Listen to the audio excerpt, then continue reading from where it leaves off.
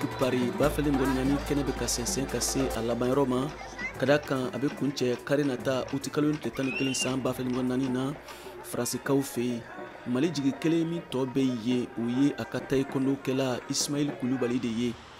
o min bɛ don ɲɔgɔn dan na sinikɛnɛ juma uti kalo tile 9 san b'a fɛlen mɔgɔ naani bari sabu farikolo ɲɛnajɛ suguya 5 la minnu tun bɛ ka Mali jɔyɔrɔ fa Jeux olympiques kɛnɛ kan naani bina athlétisme na bolibiribiri ko don Fode Sissoko ale bina boxe la bolokuru Marine Kamara ale bina natation n'o ye nɔni ye Alexien Kuma ale ni Aïssata Diabaté olu mɔgɔ fila bina senatolantana cɛmanu minnu si ma tɛmɛ san 23 kan n'an ko espoir olu bina ninnu farikolo ɲɛnajɛ suguya naani si ma se ka se sɔrɔ Jeux olympiques kɛnɛ kan Paris ɲina san 2024 na Malidenw kɔni bɛɛ ɲɛ jɔyɔrɔ ye Ismail Kulubali de ye taekwondo kɛla don Mali taekwondo fédération ɲɛma Dr Aliou Badara Traoré ceinture noire 7e dan k'a fɔla Ismail Kulubali ye se de sɔrɔ ka se kɛnɛ kan n'an ko ka qualifier farafina cɛbɔ seki Jeux olympiques kɛnɛ kan naani cɛ naani muso olu la Ismail Kulubali bɛ o nana o cɛma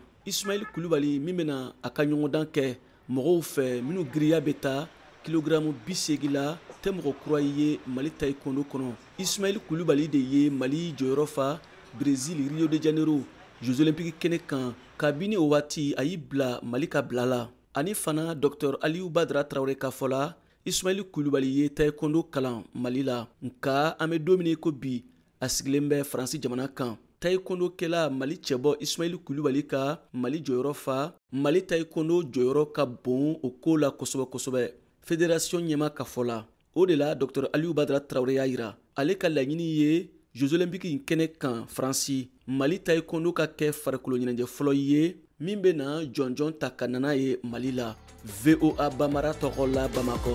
Siaka Traoré kala seli don